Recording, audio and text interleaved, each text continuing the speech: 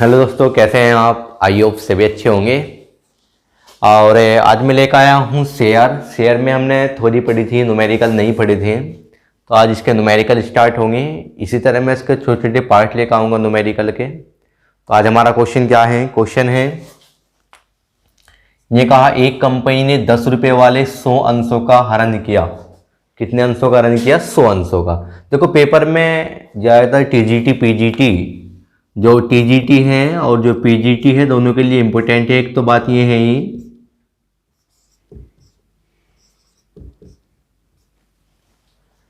ठीक है, और उसमें ज़्यादातर हरण के ही क्वेश्चन पूछे जाते हैं, हरण की ही एंट्री पूछी जाएगी, ठीक है।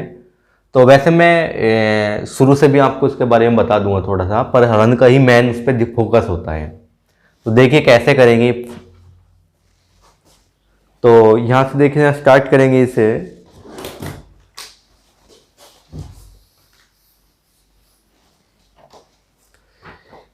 ये कहा एक कंपनी ने 10 रुपए वाले कितने अंशों का हरण किया? 100 अंशों का। ये कहा जिन पर छूटा हुआ है, जिन पर 2 रुपए अंतिम याचना पर प्राप्त नहीं हुए। कितने रुपए प्राप्त नहीं हुए? अंतिम याचना पर। ये कहा इन अंशों का पुनः निर्गमन कितने में किया गया? 8 रुपए में पुनः निर्गमन किया गया। दोबारा जो बेचा गया वो 8 रुपए में बेचा गया। तो देखिए कैसे करेंगे। देखिए सबसे पहले यदि आपके हरण की एंट्री याद नहीं है तो आपके लिए प्रॉब्लम है। हरण की एंट्री यदि याद नहीं है तो आपकी कुछ कल कम समझ में आएगा, ठीक है। तो देखते हैं कैसे। वैसे क्वेश्चन में पूछने का तरीका क्या होगा, पहले मैं इस क्वेश्चन को सोल्व करूंगा और उसके बाद वो क्वेश्चन में कैसे पूछ सकता है आपसे वो बताऊंगा। देखिए अब पहले हम इसकी हरण की एंट्री करेंगे, और हरण की एंट्री क्या है वे देखिए।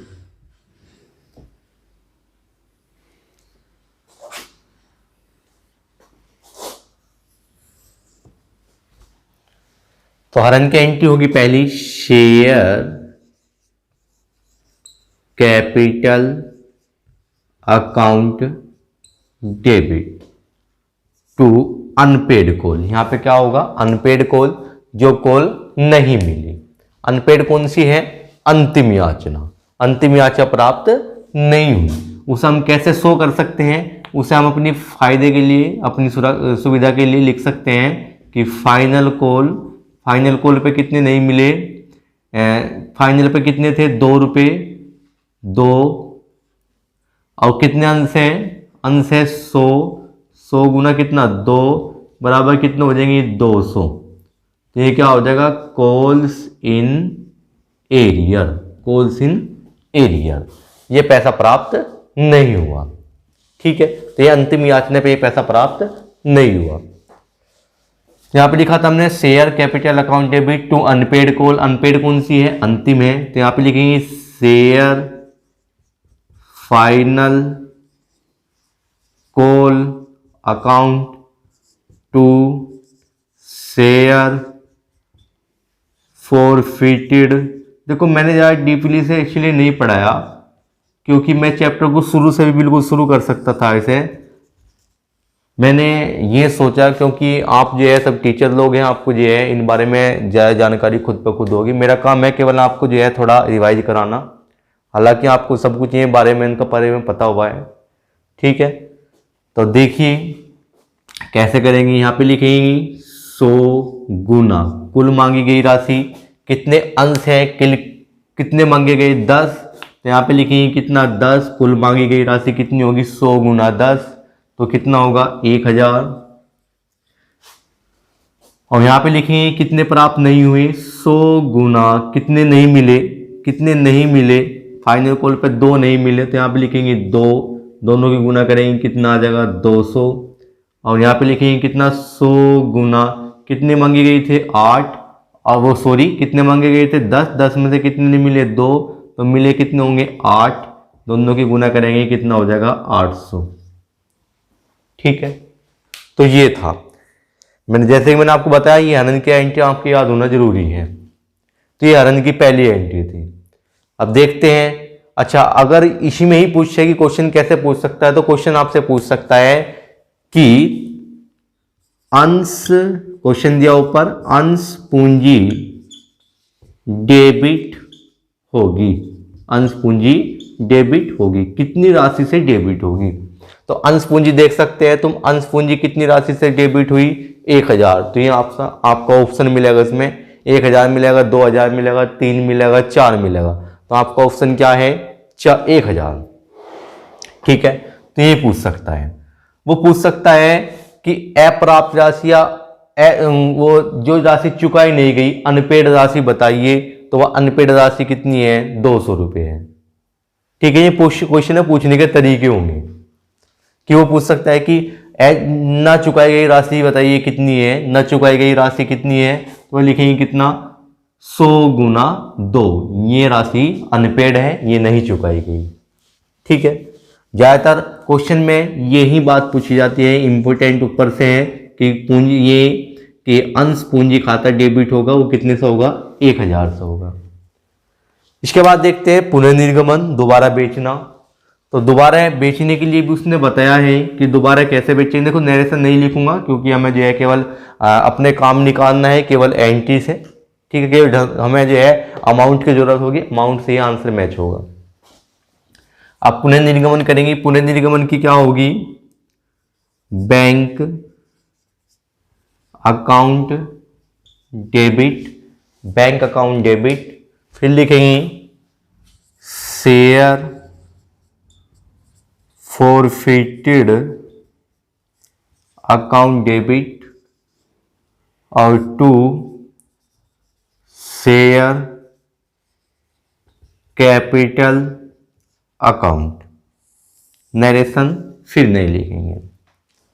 ठीक है, तो पुनर्निर्गमन कितने से करी, पुनर्निर्गमन जो करी उसने, वो दिखाया गया कितना करा, दोबारा से 8 रुपये में बेचा गया। 10 वाले को अंश को कितने बेचा, दोबारा से 10 वाले अंश को जो है 8 रुपये में बेचा गया। मतलब अंशों को हरण किया और दोबारा कितने बेचा, 8 रुपये में।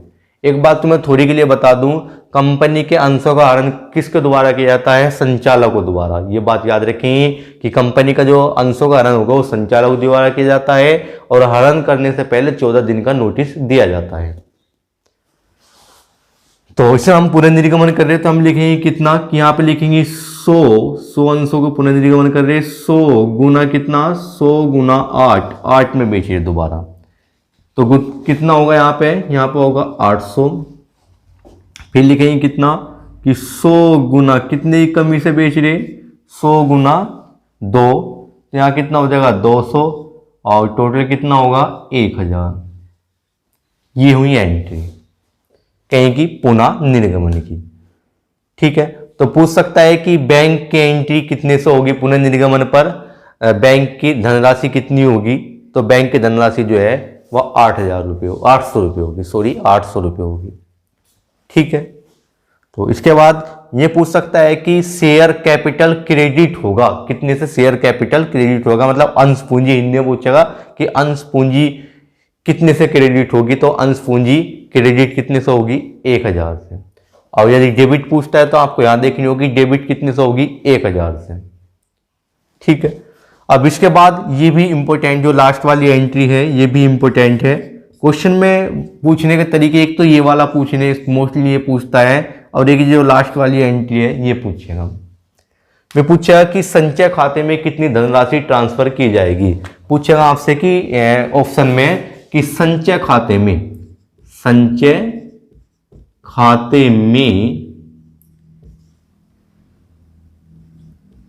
कितनी राशि हस्तांतरित या ट्रांसफर होगी। कौन से खाते में, संचय खाते में। तो संचय खाते में कितनी राशि ट्रांसफर होगी, वो ये पूछेगा। तो कैसा बताएंगे हम, हमें पहले दोनों एंट्री करनी होगी। देखो, एंट्री करने के लिए हमें पूरा लिखने की जरूरत नहीं, केवल अपनी समझ के लिए हम शेयर कैपिटल SK से भी कर सकते हैं, मतलब पूरा लिखने की जरूरत नहीं, कुछ समझने होंगे तो भाई शॉर्ट में हम कर सके, पूरा ना लिख के हम जो है केवल गुना से भी काम चला सके, कि 100 गुना 10 करके ऐसे सोल्व कर सके। अब ये वाली एंट्री संचय खाते में कितनी धनराशि जागी वो देखेंगे। संचय खाते में धनराशि जो जागी, एंट्री होगी क्या, share forfeited account debit to share capital reserve account, ये एंट्री होगी। संचय खाते में कितनी धनराशि ट्रांसफर होगी वो इस एंट्री में पूछ रहा है कि कितनी धनराशि होगी। तो उसके लिए बेहद ही आसान तरीका है, एक रटने का तरीका है, एक समझने का तरीका है। मैं दोनों तरीके से आपको बता दूंगा। ये हमारा क्या लिखा हुआ है, शेयर फॉरफिटेड, क्या लिखा हुआ है, शेयर फॉरफिटेड। तो पहली एंट्री में देखेंगे शेयर फॉरफिटेड कहीं आया क्या, हाँ कितना है, 800 रुपये। दूसरी एंट्री में शेयर फॉरफिटेड कहीं आया क्या, हाँ दूसरी एंट्री में कितना है, 200 रुपये। तो पहली एंट्री में तो दूसरी एंट्री घटा देंगे, 800 में से 200 घटाएंगे तो कितना बचेगा, 600, और यहाँ कितना लिखेंगे, 600। ये तो था क्या, रटने का तरीका। क्या था, शेयर फॉरफिटेड है, पहले शेयर फॉरफिटेड में था, दूसरा सॉरी यहाँ पे है शेयर, पहले शेयर फॉरफिटेड में, दूसरा शेयर फॉरफिटेड घटा दूसरी एंट्री का, जो बचा वो ही संचय खाते में ट्रांसफर होगा। ये तो था रटने का तरीका। समझने का तरीका क्या है, समझने का तरीका ये है, हमें ये देखना होगा कि यूं बताओ जब हम पहली एंट्री करी थी हमने कितनी धनराशि को हरण किया, जितनी धनराशि का हमने हरण किया वो कितनी राशि है, इतने रुपए उसने नहीं दिए, ये अनपेड है, तो दे कितने दिए होंगे, 800। कुल मांगी गई राशि कितनी थी उससे, 1000, 1000 में कितने नहीं दिए उसने अंतिम कॉल पे, 200, तो कितने दे दिए उसने, 800। तो हमारी कमाई कितनी हुई, कंपनी की कमाई कितनी हुई, 800 रुपये उन्होंने जो है हरण कर लिया, तो सब उन्हें बच गए। अब जब उन्हें बच गए, पूरी धनराशि उन्हें बची, तो अब देखा कि 800 रुपये उनके जो है बच गए, पर उन्हें पुनः निर्गमन दोबारा जो है 10 वालों को कितने बेचना पड़ा, 8 में, तो दोबारा बेचने पर नुकसान कितने का उठाना पड़ा उन्हें, 2 का। तो यहां लिखा है इसने 100 गुना 2, दोबारा बेचने पर नुकसान कितने का हुआ उसे, 200 का। बचा कितना था उसे, 800, दोबारा बेचने में नुकसान कितने का हुआ, 200। तो पहले फायदे में से दूसरा नुकसान ये वाला जो बेचने पर हुआ वो घटा देंगे, तो कितना आ जाएगा, 600 और 600। ठीक है, तो ये थी एंट्री। तो पूछ सकता है आपसे कि संचय खाते में कितनी धनराशि ट्रांसफर होगी, तो वो 600 रुपये होगी। ठीक है, अभी मैं इस चैप्टर के और भी क्वेश्चन लेकर आऊँगा। ये मैंने थोड़ा लेवल के हिसाब से थोड़ा आसान लिया था, और यदि आप कहेंगे तो मैं शेयर चैप्टर को शुरू से ही बिल्कुल जहाँ से हरण से पहले की जो क्वेश्चन है वहाँ से स्टार्ट करा दूंगा, पर वहाँ से कराना कोई औचित्य नहीं है, क्योंकि वहाँ से क्वेश्चन पूछे नहीं जाते। क्वेश्चन जो पूछे जाएंगे वे हरण से ही पूछेंगे। ठीक है, यदि आपके हरण की एंट्री याद नहीं है तो आप यदि मुझे कहेंगे तो मैं लिखवा दूंगा, वरना आपके पास हरण की एंट्री होगी, आप सब जो है हरण की एंट्री याद कर लेंगे। ठीक है, तो ये था आज हमारा हरण का पहला क्वेश्चन। फिर इसके बाद फिर नेक्स्ट